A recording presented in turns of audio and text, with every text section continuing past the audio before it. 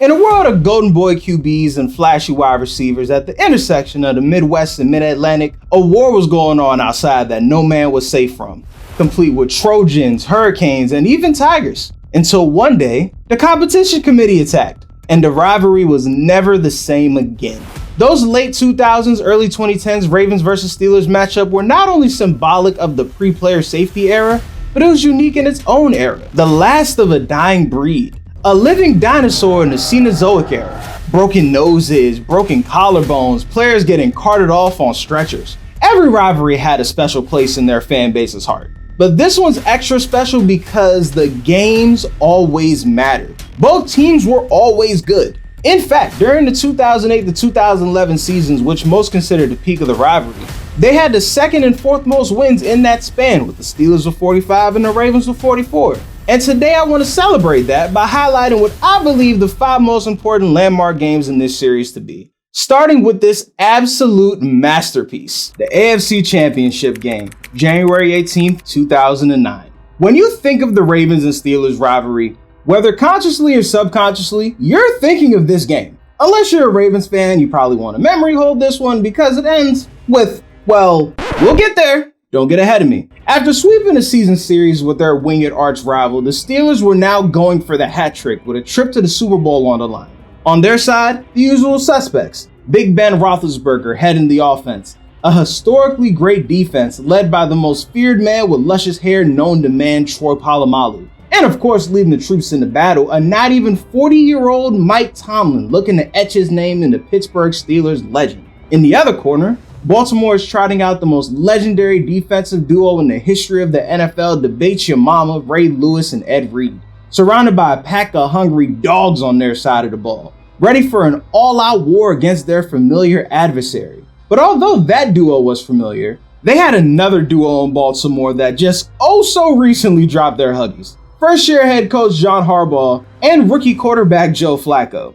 That experience gap unfortunately would rear its ugly head, with Baltimore not getting on the scoreboard until late in the second quarter and only after a punt return gifted them field position in the red zone. Despite their rookie struggles, the Baltimore defense even held the Pittsburgh offense to only 3 points in the second half. The offense even put a drive together and got it to 14-16. And now with a chance to win late in the fourth quarter. A young Joe Flacco had the chance to atone for his early game woes, lead his offense down the field one last time and become the first rookie quarterback to ever make the Super Bowl. But Baltimore fans, this is the part where you fast forward about 30 seconds.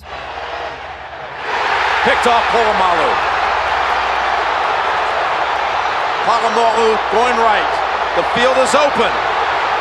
Aaron Smith shields. Flacco. Polamalu takes it home. Super Bowl 43.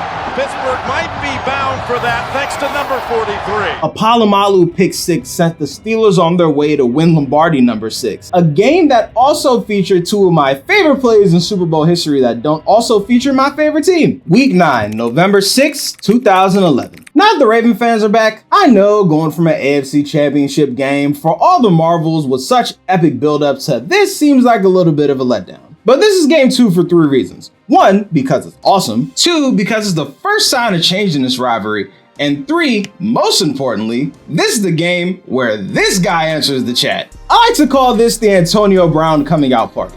It was just his second 100-yard game in his career as part of his first Pro Bowl season, and he would have had a touchdown too, except, well... You see Antonio Brown shuffling back, coming back to the football. But outside of the emergence of a future Hall of Famer, there's one play I want to show that I think really shows the change of the direction of this rivalry and the change of the direction of the league as a whole. Personal foul, unnecessary roughness, hit on defensive receiver number 25. Now I know to a modern fan that looks regular, but in 2011, that being considered a personal foul was brand spanking new. Especially by Ryan Clark's standard, that's a love tap. Yeah, that Ryan Clark. Do not let the two-tone suits and emotional interviews fool you. The Ryan Clark I grew up on was an Avengers level threat. That call on that play kind of marked the beginning of the end of that level of physicality in this rivalry. At least the ending of this game was awesome though. That same season, Baltimore went on to win their second Super Bowl in franchise history in the now infamous Harbaugh Bowl, or Harbowl if you want to say it nicer, and features an icon that the NFL likes to pretend never existed. See, Ravens fans, fair and balanced coverage. So these next two games we can actually go by quickly so we can get to game 5, plus there's only about 1 or 2 plays a piece I want to focus on. Starting with week 11, 2013, and this absolutely hysterical moment. Mike Tomlin is one of the smoothest coaches we've ever had in the league, but not this time. Now, before I shoot him some bail, here's Coach Tomlin himself on the pivot explaining. I watched the ball get kicked, and then I watched the Jumbotron. It looks like he's running up the right sideline, but actually he's coming up our sideline. I saw myself on the Jumbotron. I dodged Jacoby because I saw myself. Now, I know Ravens fans ain't trying to hear this, but I believe him. You can clearly see him looking up at the monitor. You can clearly see him trying to move out the way. He didn't extend his leg onto the field. If Jacoby Jones would have tripped over his leg, he would have been out of bounds regardless. Plus, the Ravens won this game anyways on a failed 2-point conversion. Who cares? No harm, no foul. December 25th, 2016. 'Twas the evening of Christmas, and all through the North was a Week 16 matchup, and screw this jingle. Y'all know why we're here. Apologies to Le'Veon Bell for ignoring his absolutely incredible game this night, but this was the play of the night. Roethlisberger looks, crosser, Brown, he caught it, fights to the goal line, breaks the plane, touchdown Pittsburgh! That dang AB just strikes again with a literal last-minute goal line effort to secure an AFC North division crown for Pittsburgh and ending Baltimore's playoff hopes for that season. Week 5. October 6, 2019. Last game of this video and the introduction of the newest hero of Baltimore, Lamar Jackson, who absolutely stunk this game.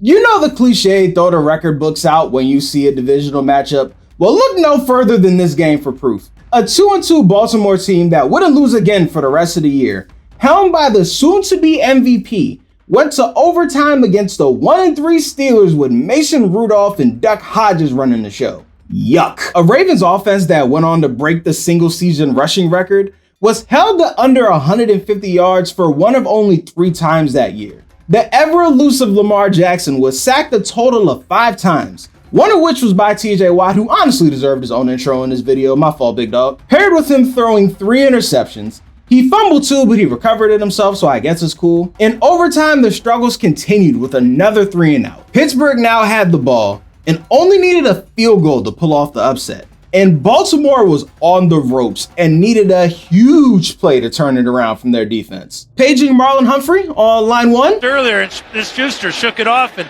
took it in for a touchdown. This time he hits the bonanza.